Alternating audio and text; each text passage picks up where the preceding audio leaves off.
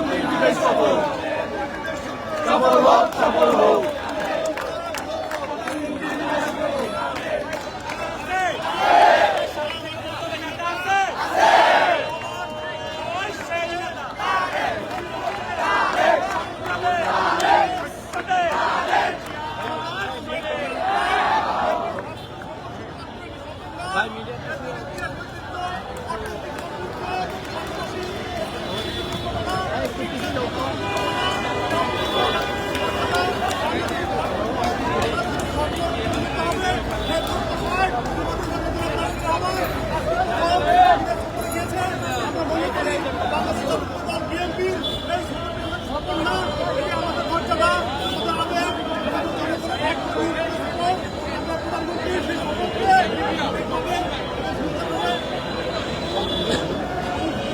বিসমিল্লাহির উপস্থিতি প্রিয় সংগ্রামী ছাত্র ভাই ও বোনেরা, বাংলাদেশ জাতীয়তাবাদী ছাত্রদল কেন্দ্রীয় সংসদ কর্তৃক আয়োজিত আজকের এই মিছিলে স্বাগত মিছিলে উপস্থিত আছেন বাংলাদেশ জাতীয়তাবাদী ছাত্র দলের কেন্দ্রীয় সংসদের বিভিন্ন ইউনিটের নেতৃবৃন্দ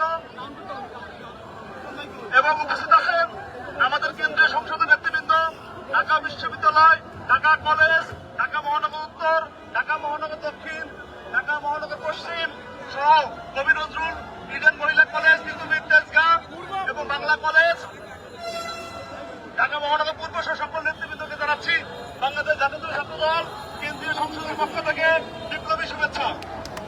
প্রিয় উপস্থিতি, আমাদের প্রিয় নেতা জনাব তারেক রহমান আজকে রাষ্ট্রীয় সফরে মালয়েশিয়ায় এবং পরবর্তীতে চীনে যাচ্ছেন।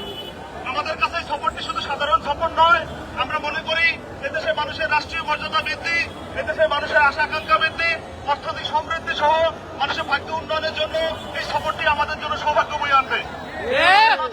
অনেক নেতৃবৃন্দ উপস্থিত হয়েছেন, সকলকে বাংলাদেশ জাতীয় ছাত্র দল কেন্দ্রীয় সংসদের পক্ষ থেকে কৃতজ্ঞতা এবং ধন্যবাদ জানাচ্ছি এবং আমাদের প্রিয় ভাই, আমাদের বন্ধু জনাব মঞ্জুর রিয়াদ আপনাদের মাঝে সংক্ষিপ্ত বক্তব্য রাখবেন।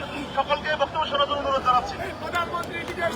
সফল হোক, সফল হোক, প্রধানমন্ত্রীর বিদেশ সফর সফল হোক, সফল হোক, বিদেশ সফর, সফল হোক, সফল হোক, তারেক রহমানের বিদেশ সফর, সফল হোক, সফল হোক, বাংলাদেশের প্রাণ তারেক রহমান, বাংলাদেশের প্রাণ দিল্লি নয়, পিন্ডি নয়, সবার আগে বাংলাদেশ, সবার আগে বাংলাদেশ, দিল্লি নয়, পিন্ডি নয়, সবার আগে বাংলাদেশ।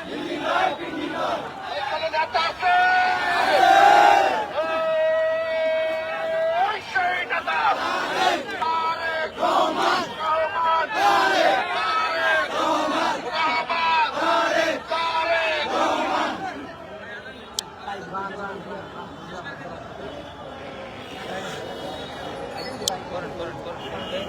বিসমিল্লাহির রহমানির রহিম।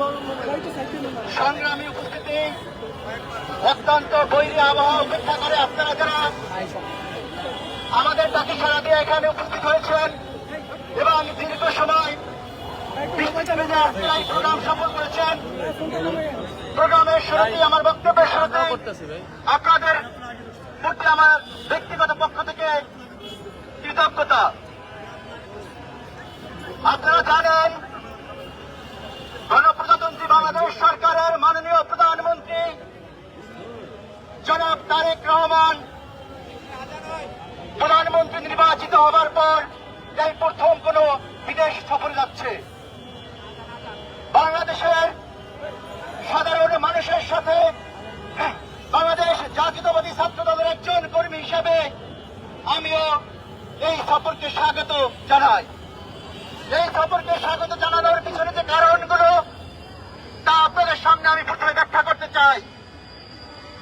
আপনারা জানেন বাংলাদেশ জাতীয়তাবাদী দল বিএনপি প্রতিষ্ঠিত হবার পর বাংলাদেশ জাতীয়তাবাদী দলের প্রতিষ্ঠাতা শহীদ প্রেসিডেন্ট জিয়াউর রহমান বীরুত্তমের ফরেন পলিসি ছিল সবার সাথে বন্ধুত্ব, কারোর সাথে বৈরিত নয়।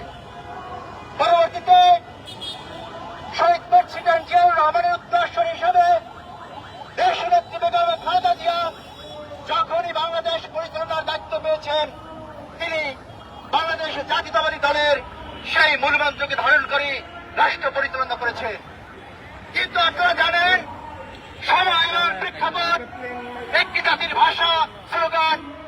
সমৃদ্ধি মুক্তি বিভিন্নভাবে তার গতিপথ পরিবর্তিত করতে পারে। বিগত 17 বছর বিভিন্ন দেশ বাংলাদেশের মধ্যে রক্ত হস্তক্ষেপ করেছে। তার পরিপ্রেক্ষিতে এদেশের মানুষ যে স্লোগান ধারণ করেছিল সেই স্লোগানই বুকে ধারণ করেছিল আমার নেত্রী দেশনেত্রী বেগম খালেদা জিয়া। তিনি অত্যন্ত সাহসের সাথে উচ্চারণ করেছিলেন, বিদেশে আমাদের কোনো প্রভু নেই, বিদেশে আমাদের বন্ধু আছে। 5 জানুয়ারি একটি উত্তম মার্কা নির্বাচনের পর দেশনেত্রী বেগম খালেদা জিয়া উচ্চারণ করেছিলেন, ওদের হাতে গোলামের পিঞ্জির, আমাদের হাতে স্বাধীনতার পতাকা। সর্বশেষ যখন ছাত্র জনতা সেই গোলামের পিঞ্জিরকে এই দেশ থেকে বিদায় করল, তখন বাংলাদেশের মানুষের আকাঙ্ক্ষা এবং বুকে একটি স্লোগান ধারণ করেছিল। সেই স্লোগানটি দিয়েছিলেন জনাব তারেক রহমান। সেই স্লোগানটি ছিল দিল্লি নয়, পিন্ডি নয়, নয় অন্য কোনো দেশ, সবার আগে বাংলাদেশ। তাহলে সবার আগে সেই বাংলাদেশ কি? সবার আগে সেই বাংলাদেশ হলো বাংলাদেশের মানুষের আকাঙ্ক্ষাকে ধারণ করা, বাংলাদেশের অর্থনৈতিক মুক্তির কথা চিন্তা করা, বাংলাদেশের শিক্ষার কথা চিন্তা করা, সর্বোপরি বাংলাদেশের যা ভালো তাই সবার আগে বাংলাদেশ।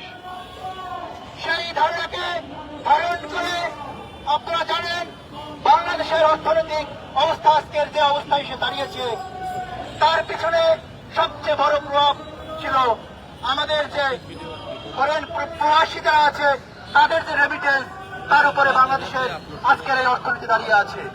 সেই অর্থনীতির সূচনা করেছিলেন শহীদ প্রেসিডেন্ট জিয়াউর রহমান বীরত্ব।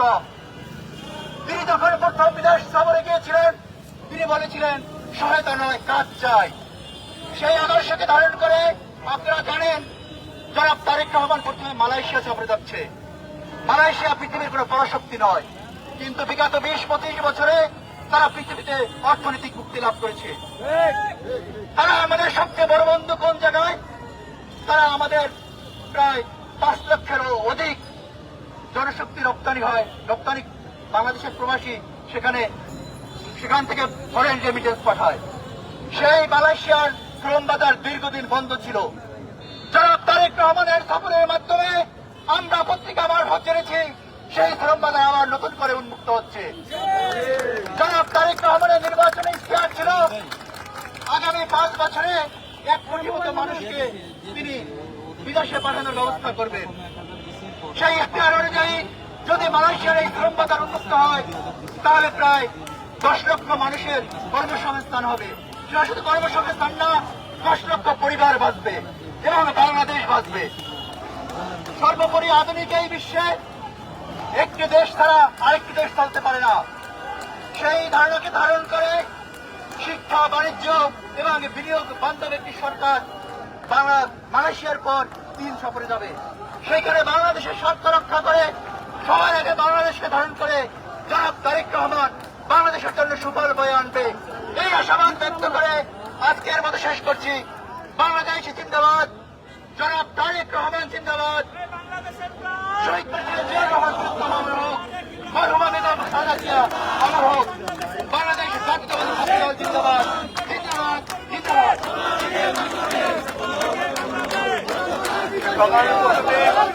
আজকের এই সমাবেশ এবং আনন্দ মিছিল এখানে সমাপ্তি ঘোষণা হইল। ধন্যবাদ সবাইকে।